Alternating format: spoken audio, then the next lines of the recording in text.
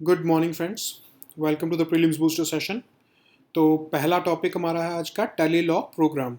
तो department of justice जो ministry of law and justice के अंडर है, उन्होंने एक इवेंट ऑर्गेनाइज किया है क्योंकि जो है टेली लॉ प्रोग्राम है उसने 9 लाख बेनिफिशरीज जो है उसको सर्विसेज दे दी हैं। तो ये एक माइलस्टोन टच कर लिया है। ठीक है। तो अब ये टेली लॉ प्रोग्राम क्या है? Ministry of law and justice ने ministry of electronics and information technology के साथ मिलकर इसको 2017 में लॉन्च किया था। अब इसका एम क्या है इस प्रोग्राम का कि जो लोग डिसएडवांटेज या फिर नीडी हैं सोसाइटी में, उनको लीगल एडवाइस जो है वो हम या तो फ्री ऑफ कॉस्ट या फिर जो है मिनिमम नॉमिनल सी फी के ऊपर जो है वो हम एक तरह से टेलीफोनिक सर्विसेज या वीडियो कॉन्फ्रेंसिंग फैसिलिटीज़ के थ्रू उनको हम लीगल एडवाइस दे सके प्री लिटिगेशन स्टेज पर। मतलब केस आपका जो हो रहा है, जो चल रहा है, उससे पहले जो एडवाइस लेनी पड़ती है, जब आप केस डालने से पहले एडवाइस लेते हो जो वो वाली एडवाइस जो है वो उनको फ़ोन पर या फिर वीडियो कॉन्फ्रेंसिंग के थ्रू दी जा सके बहुत ही सस्ते दाम पर। उसके लिए ये प्रोग्राम चलाया गया था। ठीक है। तो हमारा जो section 12 of legal services authority act है, उसके अंदर जो लोग एलिजिबल हैं फ्री लीगल एड के लिए, उन सबको तो ये फ्री में दी जाती है टेली लॉ प्रोग्राम के अंदर जो एडवाइस दी जाती है। लेकिन बाकियों से जो है वो नॉमिनल फीस चार्ज की जाती है। ठीक है। अब ये अभी इंडिया में 633 डिस्ट्रिक्ट्स के अंदर इसको लॉन्च किया हुआ है। 115 जो हमारे एस्पिरेशनल डिस्ट्रिक्ट्स हैं वो तो ऑलरेडी इसके अंदर कवर है। तो इसको भी ऑल इंडिया लेवल पर हमने लॉन्च नहीं किया है। ठीक है। अब इसको कैसे किया जाता है? जो हमारे CSCs हैं, जो हमारे कॉमन सर्विसेज सेंटर्स हैं, वहाँ पर जो है इनको सर्विसेज दी जाती हैं। जो हमारे जो नीडी लोग हैं जिनको चाहिए ये सर्विसेज, टेली लॉ सर्विसेज, ये वहाँ पर जाकर ये सर्विसेज को अवेल कर सकते हैं। ठीक है। अब जो है ये प्रोग्राम में जो village level entrepreneurs, para legal volunteers या स्टेट कोऑर्डिनेटर्स या पैनल लॉयर्स, इनका बहुत बड़ा रोल है क्योंकि यही जो है जो विलेज लेवल पर जाकर लोगों को बताते हैं कि आप ऐसी सर्विसेज जो है वो अवेल कर सकते हो। तो कॉमन सर्विसेज सेंटर्स क्या हैं? जो हमारे डिजिटल इंडिया का प्रोग्राम का एक बहुत बड़ा एक कंपोनेंट है। मिनिस्ट्री ऑफ इलेक्ट्रॉनिक्स और आईटी ने इसको लॉन्च किया था। और जो है एक्सेस पॉइंट्स हैं, ये डिजिटल सर्विसेज जो है वो डिलीवर करते हैं अलग अलग एरियाज़ में कंट्री में, इवन विलेज लेवल पर भी। अब ये सिंगल पॉइंट मॉडल है। यहाँ पर आप जाकर कॉमन सर्विसेज सेंटर में जाके जितनी भी सरकारी जो सर्विसेज होती हैं उसको आप अवेल कर सकते हो। ठीक है। अब ये जो है एक्सेस पॉइंट फॉर डिलीवरी है, एसेंशियल जो पब्लिक यूटिलिटी सर्विसेज होती हैं वो आप जाकर वहाँ पर अवेल कर सकते हो। अब ये लीगल सर्विसेज अथॉरिटी एक्ट क्या है? इसको 1987 में जो है वो इनैक्ट किया गया था फ्री और कॉम्पिटेंट लीगल सर्विसेज जो है पुअर लोगों को देने के लिए। ठीक है।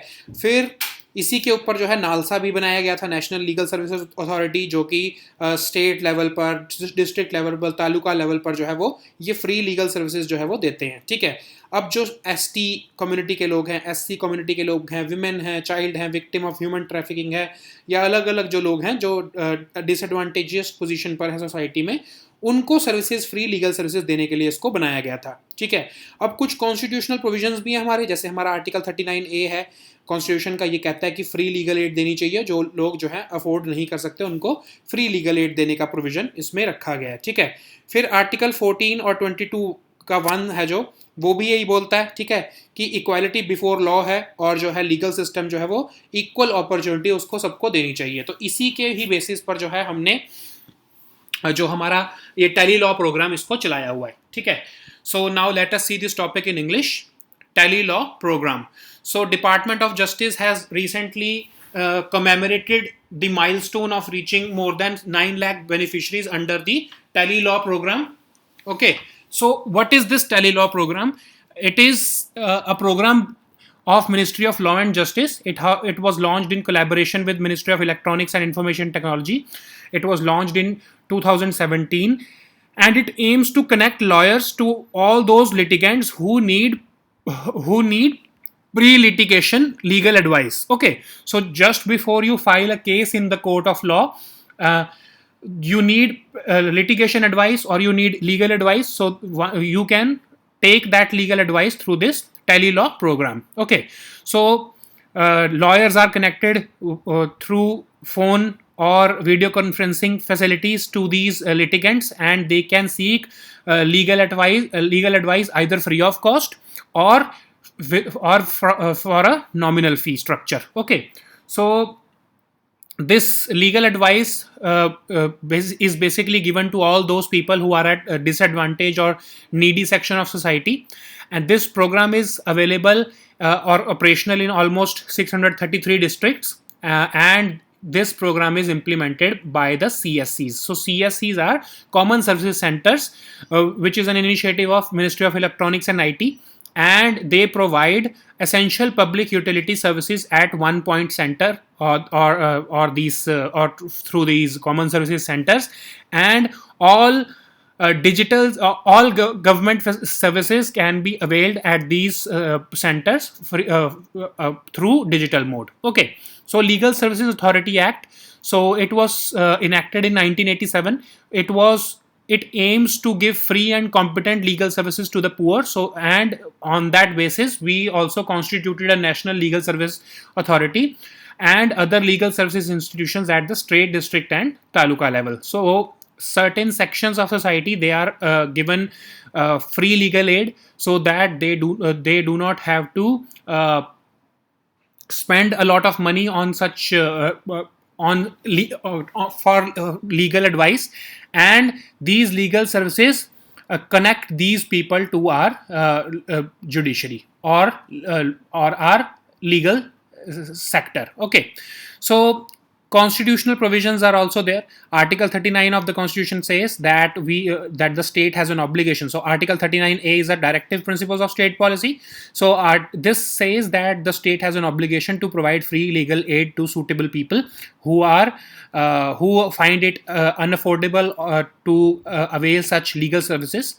Our Article 14 and 22 also says that there is equality before law, so the state should ensure that justice is promoted on the basis of equal opportunity to all. Okay, so now let us see the next topic, which is open network for digital commerce. So department of promotion of industry and internal trade, इन्होंने एक committee बनाई है, advisory committee, जो कि ये project को implement करेगी. इस प्रोजेक्ट का बेसिक मोटिव क्या है कि जो डिजिटल मोनोपोलीज हैं उसको खत्म किया जा सके. ठीक है, तो अभी क्या होता है, जो आपकी ई कॉमर्स प्लेटफॉर्म्स हैं वहां पर क्या होता है कि जैसे एग्जांपल ले लेते हैं फ्लिपकार्ट, अमेजोन का, तो वहां पर आप जब कुछ सर्च करते हो तो जनरली वो जो उनके प्रेफर्ड सेलर्स होते हैं ना, वो दिखाए जाते हैं आपको, ताकि उन्हीं की सेल हो सके. जो कोई न्यू सेलर है या कोई छोटा सेलर है, उसको उतनी अपॉर्चुनिटी नहीं मिल पाती है, और उसके प्रोडक्ट्स जो है वो उतने ज़्यादा फीचर नहीं हो पाते हैं. तो इसी मोनोपोलीज को रोकने के लिए जो है जो प्रोग्राम है, जो ये प्रोजेक्ट है, ये चलाया जा रहा है. तो ताकि क्या किया जा सके कि जो अमेजोन या जो फ्लिपकार्ट, इन सब ने जो अपने अलग अलग जो है प्रोग्राम्स बनाए हुए हैं या फिर जो प्रोसेसेस चलाए हुए हैं, उसको ओपन सोर्स किया जाए. अब ओपन सोर्स करने का मतलब क्या होगा कि सब जो है, जैसे एंड्रॉयड आपका ओपन सोर्स है ना, तो उसमें जो कोई भी जो जैसे सैमसंग है या वन प्लस है, ये सब अपने हिसाब से उसको बना सकते हैं. ठीक है, तो जब अगर हम इन सर्विसेज को, जो ई कॉमर्स कंपनीज जो सर्विसेज दे रही हैं, product cataloguing, vendor discovery, price discovery, sellers का ऑनबोर्डिंग, अगर इन सबको हम ओपन सोर्स कर देंगे, तो उससे क्या होगा कि कोई भी जो है फ्रीली उसको जो है इसको यूज कर सकेगा, रीडिस्ट्रीब्यूट कर सकेगा और मॉडिफाई कर सकेगा. तो उससे होगा क्या कि जितनी ई कॉमर्स कंपनीज जो कि मोनोपोली बना के बैठी हैं अपने सेलर्स की, जो अपने ही सेलर्स को जो प्रेफरेंस दे रही हैं, उससे एक स्टैंडर्ड मॉडल सेट हो जाएगा कि हाँ, सबको सर्च रिजल्ट्स जो हैं या जो प्रोडक्ट कैटलॉगिंग करनी है वो इस बेसिस पर करनी है. हमको उनके कोड पता लग जाएंगे. ठीक है, फिर जब हमको कोड पता लग जाएंगे, जब सब सेम प्रोसेस फॉलो करेंगे, ओवर जितनी भी सारी ई कॉमर्स कंपनीज अगर सेम प्रोसेस फॉलो करेंगी, तो जो ये डिजिटल मोनोपोलीज हैं, जो अलग अलग कंपनीज अपनी मोनोपोलीज बना के बैठी हैं, वो खत्म हो जाएंगी. ठीक है, तो अब ये इसका डीपीआईटी ने जो है, डीपीआईआईटी उन्होंने जो है इसका मोटिव भी बताया कि हम पूरे एंटायर वैल्यू चेन को जो है स्टैंडर्डाइज करना चाहते हैं और डिजिटाइज करना चाहते हैं, ताकि जो है छोटे से छोटा सप्लायर या वेंडर जो है उसको भी उतना ही सेम मौका मिल पाए जितना एक बड़े सेलर को इन ई कॉमर्स प्लेटफॉर्म्स पर मिलता है. ठीक है, so this let us see this topic in English. Open network for digital commerce. So Department for Promotion of Industry and Internal Trade, it has formed a committee, an advisory committee, to launch an open network for digital commerce project, and this project is basically aimed to curb the digital monopolies which are exercised by these e-commerce companies.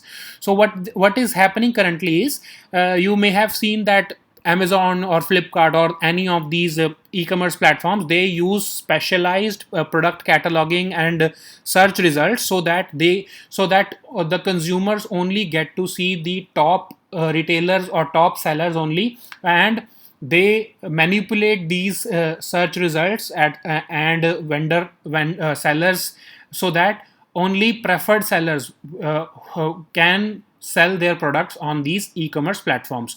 But now, if we open source this entire process, then what will happen? This code will be standardized. Okay, so once this process is open source, this process will be standardized, and every e-commerce platform will have to follow these codes, according to which all the sellers, all the vendors will get an equal opportunity, and they will any monopoly which was being exercised by these e-commerce companies will cease to exist. Okay, so these are the objectives of this project.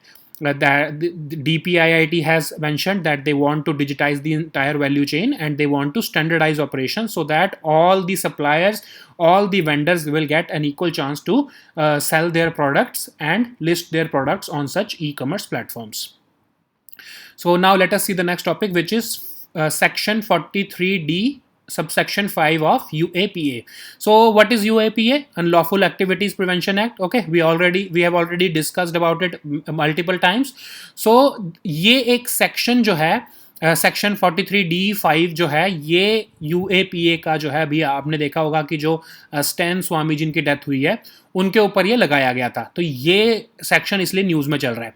तो इस section में क्या होता है कि almost impossible होता है आपको बेल मिलना. ठीक है, अब ये सेक्शन जो है, यूपीए गवर्नमेंट जो थी, कांग्रेस लेड यूपीए गवर्नमेंट, वो इसको सेक्शन को लेके आई थी और इसको जो है यूएपीए में डाला गया था. और इसमें क्या कहा था कि कोर्ट जो हैं उनको सिर्फ एविडेंस और सरकमस्टांसिस की तरफ ही नहीं देखना है बेल देते हुए. अगर इस सेक्शन में किसी को अरेस्ट किया गया है तो आपको टोटलिटी ऑफ द केस भी देखना है कि क्या हो. कोर्ट को ये भी एग्जामिन करना है कि चाहे इस टाइम अभी एविडेंस या सरकमस्टांसिस में ऐसा लग रहा है कि हाँ इस पर्सन के खिलाफ कोई हमारे पास एविडेंस नहीं है या कुछ भी है, लेकिन अगर इस एक्ट में किसी को अरेस्ट किया गया है, इस सेक्शन में किसी को, प्रोविजन में किसी को अरेस्ट किया गया है, तो कोर्ट को टोटलिटी ऑफ द केस देखना है कि कितना गंभीर केस है असल में. चाहे अभी एविडेंस ना हो, चाहे अभी सर्कमस्टांसेस ऐसे ना हो कि जो है एनआईए या फिर जो भी इन्वेस्टिगेटिव एजेंसी है उनके पास ऐसे कुछ जो है एविडेंस अभी ना आए हो, लेकिन जो है रीजनेबल ग्राउंड्स उनके पास हैं, एनआईए के पास या जो लॉ इन्फोर्समेंट एजेंसीज के पास, तभी उन्होंने जो है किसी पर्सन को इस प्रोविजन के अंदर अरेस्ट किया है.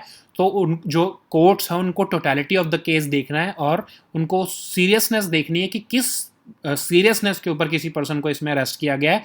इसीलिए क्या होता है कि इसमें बेल जल्दी नहीं मिल पाती है और ऑलमोस्ट इम्पॉसिबल ही होती है.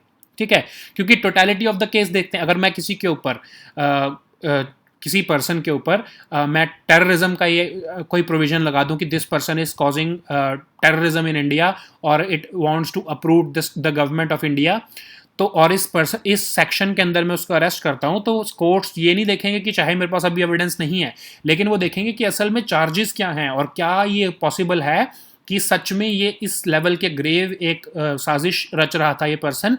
तो उस केस में जो है उस पर्सन को बेल नहीं मिलेगी और पब्लिक प्रोसिक्यूटर जो कि एनआईए को या लॉ इन्फोर्समेंट एजेंसी को जो है वो रिप्रेजेंट कर रहा है, उसको पूरी अपॉर्चुनिटी दी जाएगी कि वो अपने केस को प्रेजेंट कर सके उस पर्सन के खिलाफ. ठीक है, तो ये इस सेक्शन का यूज़ करके जो है वो फादर स्टैन स्वामी जो है उनको जो है वो अरेस्ट किया था और उनकी अब डेथ हो गई है. ठीक है, तो इस प्रोविज़न की वजह से उनको बेल नहीं मिल पा रही थी, क्योंकि ऐसे बहुत ही ग्रेव उनके ऊपर चार्जेस लगाए थे जिनके बहुत ही ज़्यादा जो है उनके पास एविडेंस नहीं थे चाहे एनआईए के पास, लेकिन जो चार्जेस लगे थे वो इतने ज़्यादा स्ट्रेनस थे, इतने ज़्यादा हार्ड थे कि जो है कोर्ट उन चार्जेस को अवॉइड नहीं कर पाया, उनको टोटलिटी ऑफ द केस को देखना ही पड़ा. ठीक है, so now let us see this topic in English. Section 43D subsection 5 of the UAPA. So what is UAPA? Unlawful Activities Prevention Act. It was enacted in 1967. So this specific provision makes it virtually impossible to grant bail to the accused person under this section or this provision of the UAPA. So it was added to the UAPA in 2008 and 2012 during the Congress-led UPA government, and it says that the court must be satisfied that a prima facie case exists against the accused. So the law enforcement agencies may not have been able to gather circumstantial evidence against that person, but the court has to see the entire case in or the case in totality. That of course there may be not be there may be inavailability of evidence against that person, but the case is so strong, the charges made against that person is so strong that the court will have to see the totality of the case and not just the evidence. And therefore if the charges are very grave or very serious, the court shall not give bail to that person until the public prosecutor who is representing the law enforcement agencies is given almost enough opportunity to prove the case against that person. Okay, so these provisions were applied to Stan Swamy, and based upon this the court rejected his bail application, and there were serious allegations against that person, and that's why he was accused under this section. He was conspiring against the Indian government, and he was accused of uprooting the Indian government, and he was accused of partnering with the Naxals or the Marxists who want to uproot the government of India. Okay, so these provisions were used to put him behind the bars, and therefore the court did not provide him bail. Okay, so now let us see the next topic, which is Forest Rights Act. तो ministry of tribal affairs और ministry of environment ने ये decide किया है कि हम और ज़्यादा पावर्स जो है ट्राइबल कम्युनिटीज़ को इस एक्ट के अंदर देंगे. ठीक है, तो इस फॉरेस्ट राइट्स एक्ट का जो पूरा नाम है वो है scheduled tribes and other traditional forest dwellers recognition of forest rights act. ठीक है, तो 2006 में पास किया गया था. और ये जो फॉरेस्ट में कम्युनिटीज़ रहती हैं, जो शेड्यूल्ड ट्राइब्स रहती हैं या फॉरेस्ट ड्वेलर्स कम्युनिटी रहती हैं, उनको लैंड और जो फॉरेस्ट के रिसोर्सेज हैं उनके जो है वो रिसोर्सेज के ऊपर जो है राइट्स देने के लिए इस एक्ट को पास किया गया था. ठीक है, तो उनके जो राइट्स हैं फॉरेस्ट के ऊपर उसको लीगल रिकॉग्निशन देता है ये एक्ट. अब इस एक्ट के अंदर 4 तरह के राइट्स दिए जाते हैं. एक तो टाइटल राइट्स, एक यूजर राइट्स, अब ये यूज राइट्स नहीं है, यूजर राइट्स है. फिर रिलीफ एंड डेवलपमेंट राइट्स और फॉरेस्ट मैनेजमेंट राइट्स. ठीक है, तो टाइटल राइट्स क्या कहते हैं कि एक फॉरेस्ट ड्वेलर मैक्सिमम 4 हेक्टेयर तक की ज़मीन के ऊपर उसको जो है ओनरशिप ऑफ लैंड का जो है राइट्स है, और वो उसी लैंड के ऊपर उसको राइट है ओनरशिप का जिसको वो सच में कल्टीवेट कर रहा है. ठीक है, ऐसा नहीं कि वो बंजर ज़मीन पड़ी है उसके ऊपर वो उसको टाइटल राइट्स मिल जाएंगे. ठीक है, उसको एक्चुअली कल्टीवेट भी कर रहा होना चाहिए वो उसकी फैमिली. और दिसंबर 13, 2005 जब ये एक्ट बनाया गया था उससे पहले अगर वो उसको कल्टीवेट करते होते थे तभी उसको वो राइट्स होंगे. ठीक है, मतलब न्यू लैंड्स के ऊपर जो है कोई टाइटल राइट्स जो है वो नहीं मिलेंगे. यूज़र राइट्स, अब यूज़र राइट्स जो है माइनर फॉरेस्ट प्रोड्यूस जो होता है उसके ऊपर जो है उनके जो राइट्स हैं. फिर जो ग्रेजिंग एरियाज़ हैं उसके ऊपर जो उनके राइट्स हैं, तो और पेस्टरलिस्ट राउट्स जो हैं उसके ऊपर जो राइट्स हैं यूज़र राइट्स वो उनको दिए जाते हैं. फिर रिलीफ और डेवलपमेंट राइट्स, अब किसी केस में अगर होता है कि जो फॉरेस्ट डिपार्टमेंट या फिर गवर्नमेंट ऑफ इंडिया या कोई भी गवर्नमेंट, स्टेट गवर्नमेंट अगर एविक्शन करती है उन फॉरेस्ट ड्वेलर्स का और या फिर उनको डिस्प्लेस होने को कहती है, तो उनको रिहेबिलिटेट करना और उनको जो है डेवलपमेंट जो है जो उनको बेसिक अमेनिटीज़ देनी होती है वो उनको देनी ही पड़ेगी. ठीक है, ऐसा नहीं हो सकता कि गवर्नमेंट बस ऑर्डर कर दे कि आपको यहाँ से हटना है, एविक्शन करनी है. उनकी जो है प्रॉपर रिहेबिलिटेशन करना ज़रूरी होता है इसमें. ठीक है, अब फॉरेस्ट मैनेजमेंट राइट्स, फॉरेस्ट और वाइल्ड लाइफ को प्रोटेक्ट करने के लिए भी जो है के लिए भी जो है उनके जो राइट्स हैं जो अभी तक वो अपने तरीके से प्रोटेक्ट करते आए हैं फॉरेस्ट को और वाइल्ड लाइफ को, उसको भी रिकॉग्निशन देता है ये. ठीक है, अब एलिजिबिलिटी क्या है कि जो प्राइमरीली रिसाइड करते हैं फॉरेस्ट में उन्हीं को ये राइट्स मिलते हैं, ठीक है। तो ऐसा नहीं कि आप बाद में जाकर वहाँ पर बस गए हो तो आपको राइट्स मिल जाएंगे, वो पहले से ही वहाँ पर बसे होने चाहिए। उनकी फैमिली जो है वो ऑलमोस्ट 75 साल से उनकी जो फैमिली ट्री है वो वहीं पर ही बसा होना चाहिए उन शेड्यूल्ड ट्राइब्स का, तब उनको वो फॉरेस्ट राइट्स मिलते हैं। अब प्रोसेस क्या होता है कि उस एरिया की जो ग्राम सभा है या विलेज असेंबली वो एक रेजोल्यूशन पास करती है कि कौन कौन से लोगों को किस किस रिसोर्सेज के ऊपर राइट्स मिलेंगे, ठीक है। फिर सब डिवीजन लेवल पर जाता है वो रेजोल्यूशन, फिर वो डिस्ट्रिक्ट लेवल पर जाता है, फिर एक स्क्रीनिंग कमेटी बनाई जाती है जिसमें 3 गवर्नमेंट ऑफिशियल्स होते हैं और 3 इलेक्टेड मेंबर्स होते हैं लोकल बॉडी के, वो ही डिसाइड करते हैं कि कौन कौन से कम्युनिटीज़ के कौन कौन से रिसोर्सेज के ऊपर राइट्स हैं, ठीक है। So now let us see this topic in English.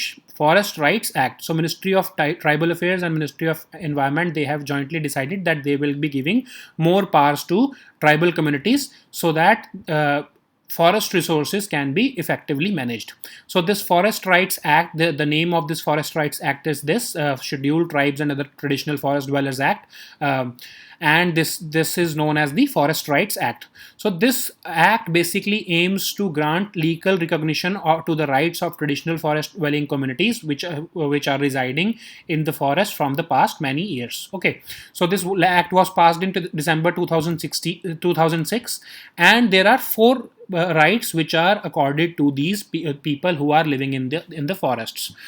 So first one is title rights. So they have ownership rights over the land with a maximum limit of 4 hectares, and they can exercise ownership only over that packet of land which they are actually cultivating, or they were actually cultivating as on December 13, 2005, and not after that. Okay, so before this date, if they were cultivating some packet of land, then they will have ownership right over that piece of land. Okay, so no new lands will be granted to any people in that area.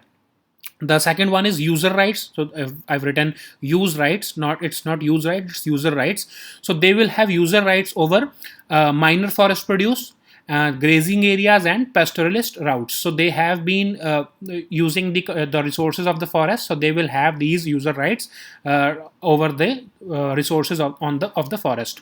They will also have relief and developmental rights. So in case they are displaced or forcefully evicted or illegally evicted, in that case they will have to be mandatorily rehabilitated by the government or the forest officers or forest department. I mean, then they will have to be rehabilitated according to the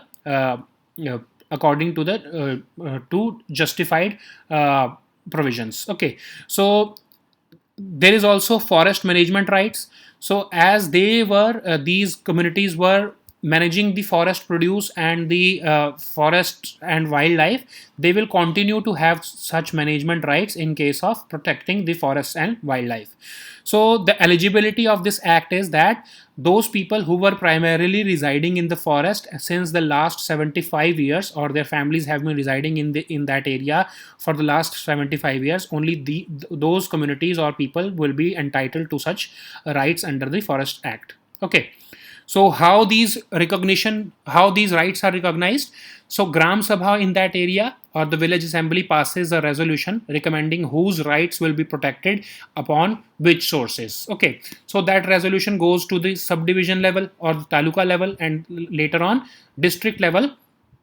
A screening committee also analyzes that resolution. After that, screening committees are formed, which consists of 3 government officials and 3 elected members of the local body, and after their screening, it is decided that these communities will have rights over these resources in the forests. Okay, so this is the process of recognition of rights.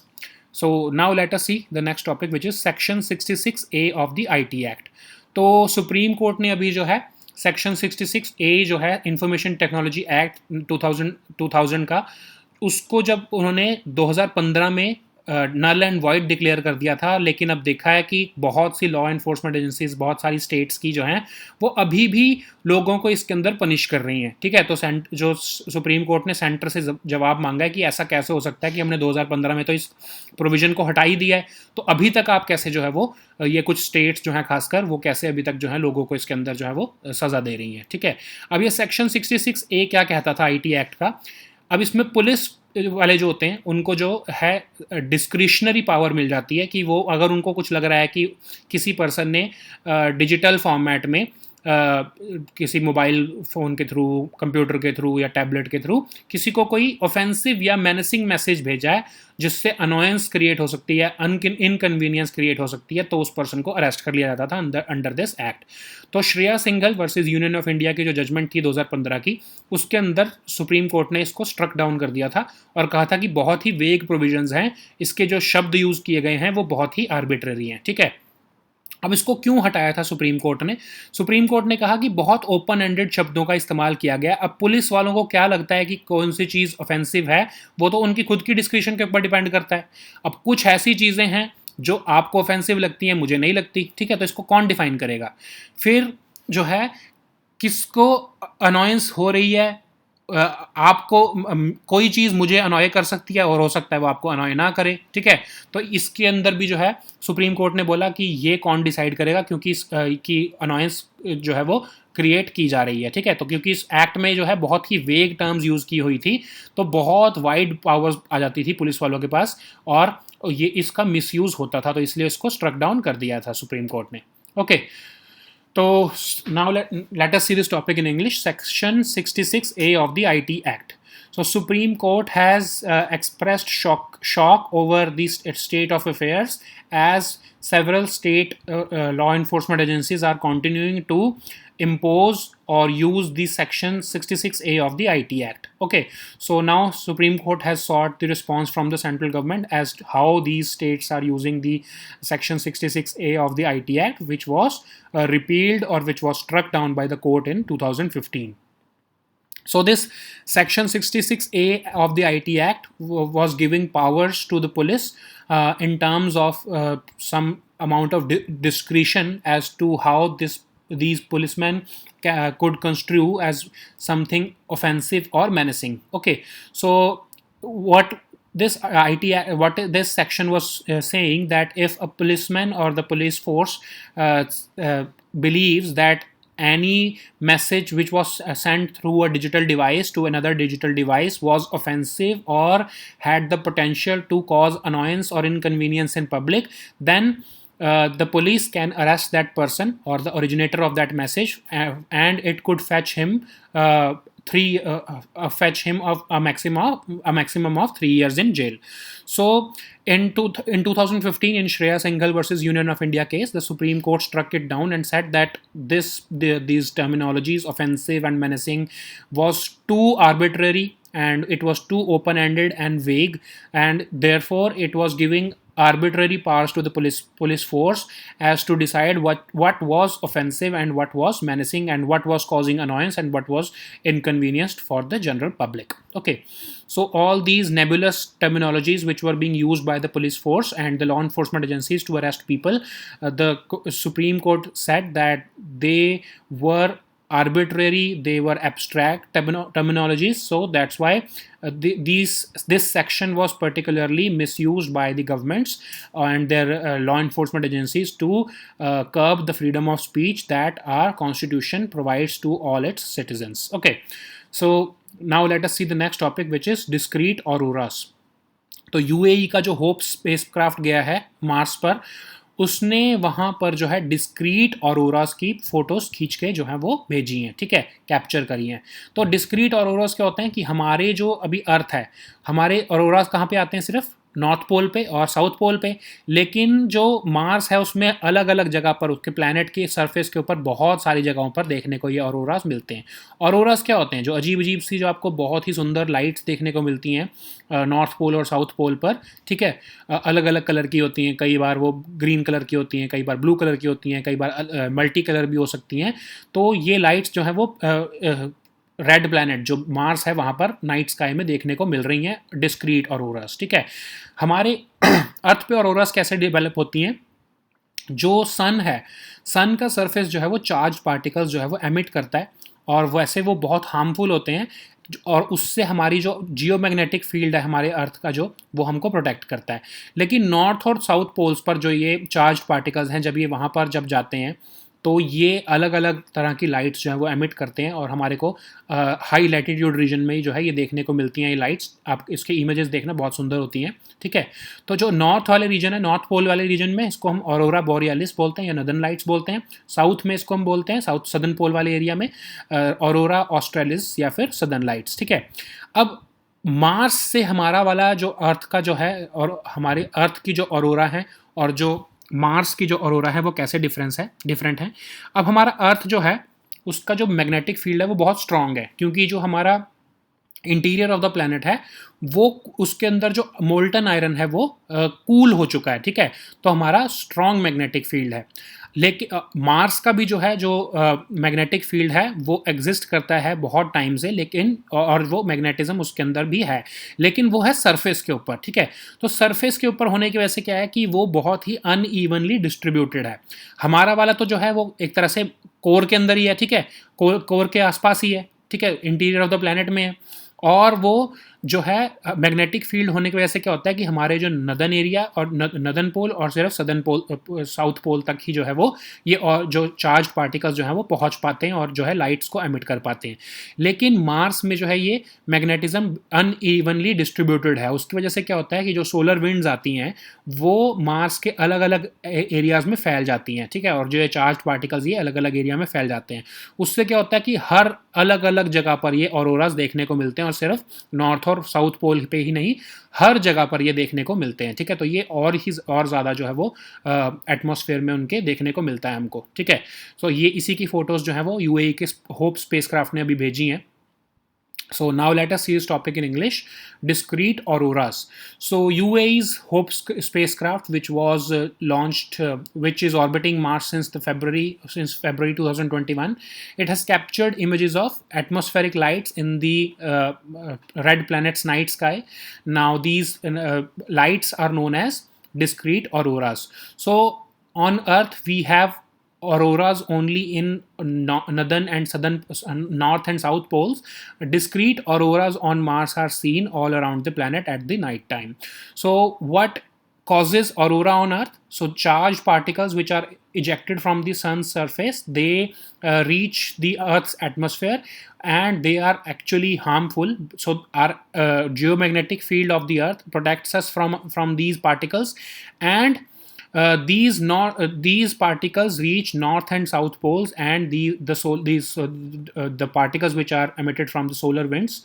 Okay, so once they reach our north and south poles, they display such glowing lights, and we can see these auroras on our high latitude regions. Okay, in north region, in north pole, we call it aurora borealis or northern lights, or in south region we call it aurora australis or southern lights. Okay, so why discrete auroras or aurora lights are distributed across the planet on Mars, and why it is confined to north and south pole on the Earth? There are reasons for that also. Okay, so Earth has a strong magnetic field. Okay, but the Martian magnetic field has almost died out at by now. Okay, because molten iron at the interior of the planet, which actually produces magnetism, it has cooled down. Okay, and Martian crust, which it has hardened billions of years ago when the magnetic field existed at that time, but it retains some form of magnetism. Unlike Earth, the magnetic field of the Mars planet is not very strong. Okay, so and that weak magnetic field is distributed unevenly on the red planet. And so what happens is that all the charged particles from the sun reaches Mars planet, and this unevenly distributed magnetic field of the Mars planet, it disperses all these solar winds or the charged particles to all over the planet, and that's why we see discrete auroras around the surface of the planet Mars, as against the Earth, which has a strong magnetic field, and we see it only only upon the northern pole and the southern pole. Okay, so these were our topics for today. We'll meet next time with new topics. Until then, goodbye and take care.